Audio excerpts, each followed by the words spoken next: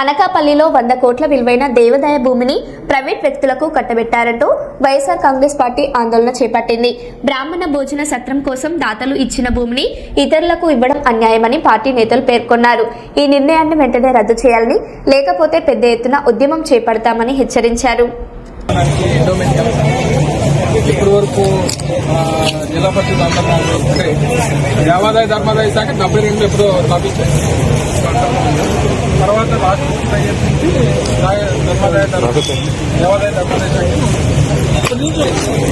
అంతే మరి గజం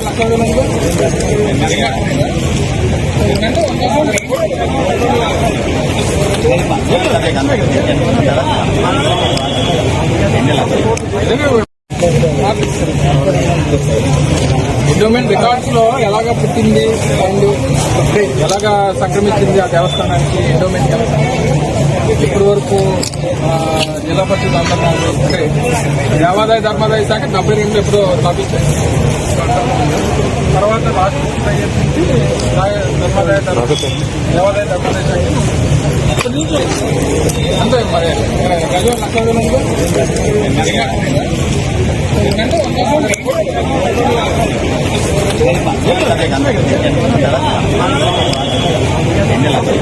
లక్ష